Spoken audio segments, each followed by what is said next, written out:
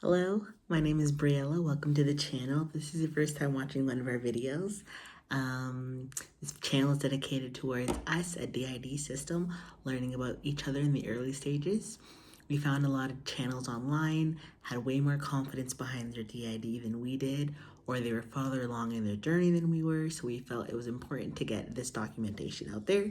So this channel and these videos are not meant to be educational in any way. It's just a documentation of our manifestation of this illness. And it's more of a social reality. And like I said, not educational in any kind of way. So what I'm going to be talking about today is one I haven't filmed in a few days or filmed a few videos. So I wanted to film again. I also wanted to show off my accessories. That's one side. This is the other side. I'll show that longer. I'm so happy with them. They look so adorable.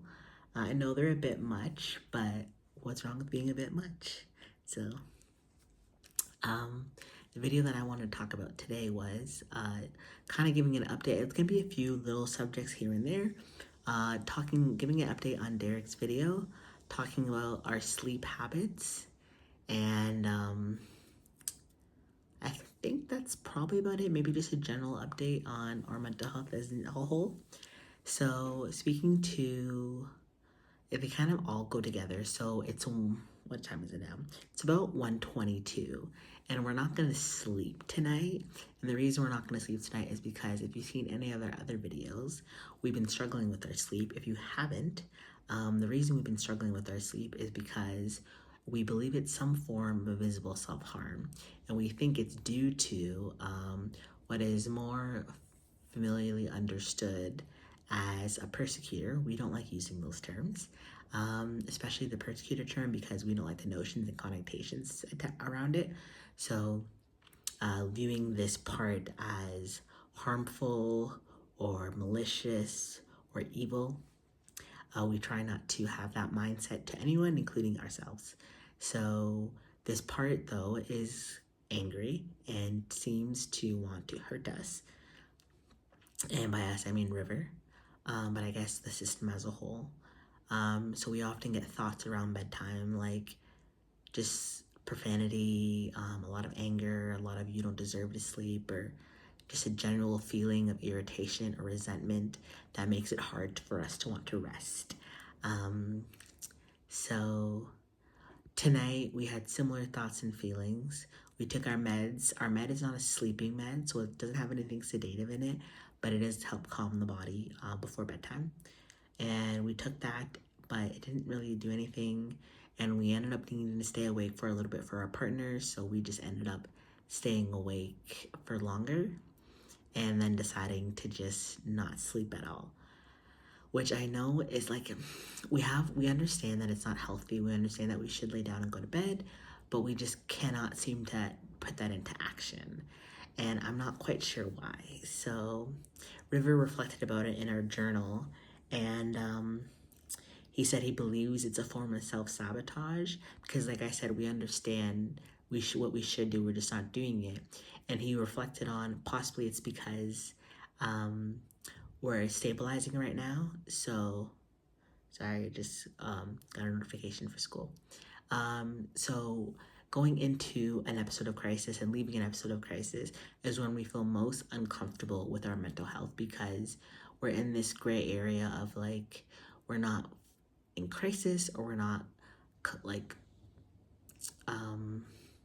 super unwell, if you want to say, but we sense a feeling of instability. And when we're like in a period of crisis or a peak depression episode, we are more forgiving with ourselves. We understand that we can't do everything we're supposed to do with our daily functioning because we're unwell. We have that to fall back on, but because we're stabilizing now, and when we're not stabilizing, we have this pressure on ourselves, if that makes sense, to reach our full potential, to act within our full capacity. And that is hard because it requires effort, right?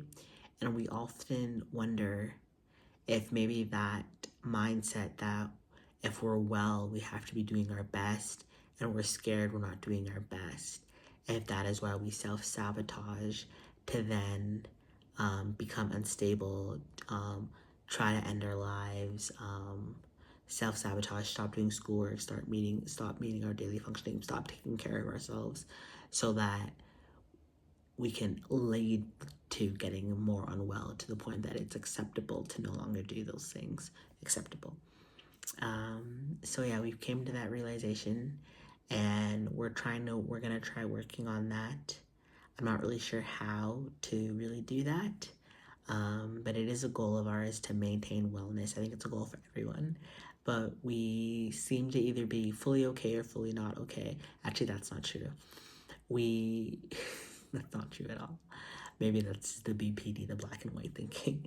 But we want to get out of these mindsets of because everything is okay, we're able to do everything, and like life is easier, so we don't have that stress. Or when we're super unwell, it's okay that we don't do anything. We want to get to the point where yes, we're unwell, but we're managing and we're doing what we're supposed to do. So that's what we're trying to work on. Going to what Derek was talking about, we're trying to be more mindful to when each other is around or fronting. So I forget the full name of the channel, but Sam from Coven and Hydra, I'll tag them down below, commented on the last video that Derek posted, giving recommendations on how their system got to be more familiar with each other and build communication. And the way they phrased their comment really made us reflect on how we never realized that communicating while fronting is a form of like communicating. Like we always understood that like, oh, like some alters are better at communicating than others. We always thought that was like in the internal world, like they could access each other, while in the inner world we didn't put two and two together that also meant when they're fronting and they're reaching back into the headspace to talk to someone else while fronting, or maybe each other's co-conscious at the same time, like they're just having an easier time connecting and pulling on each other's consciousness, I suppose. So we never realized that that could be that sense, and now we feel a lot better, and we want to put more energy into learning more about ourselves in that sense, because there's definitely times where we feel others near us and there's times when we don't, but we're wondering if certain authors can feel each other better than others can and communicate with each other better than others can. We're not sure. We're still working on that. We really suck at documenting, but we're gonna try to like document the process, and I think the best way for us to do that is through these videos.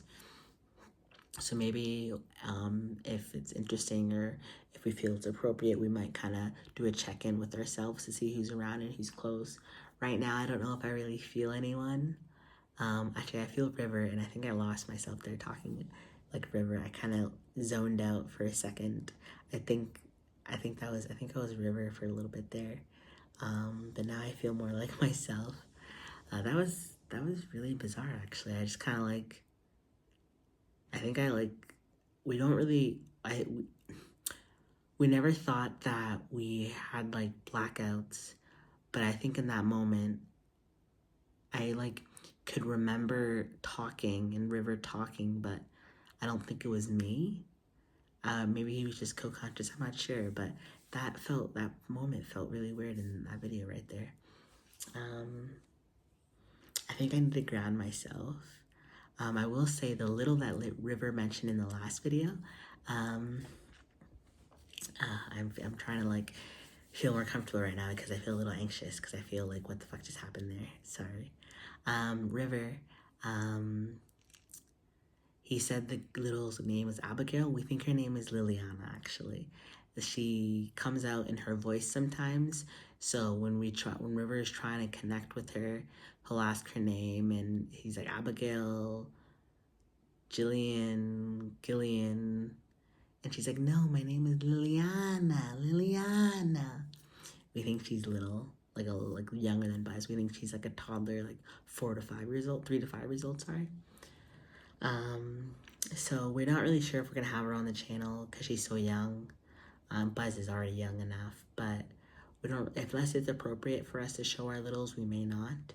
So I don't know. We might encourage them to film when they friend, but right now they're still in they're still quite anxious because of the episode and what we did and seeing our abuser and whatnot. So they're still struggling, so we don't want to have them on camera quite yet because we don't think they're ready for that. Yeah, I think that's it. I'm starting to feel a lot of anxiety right now. I'm not really sure why. I think a little bit was because of what I just said happened, or me talking about the littles and their anxiety, but anxiety is building, so I'm going to end the video. Thank you for watching. Take care. Bye.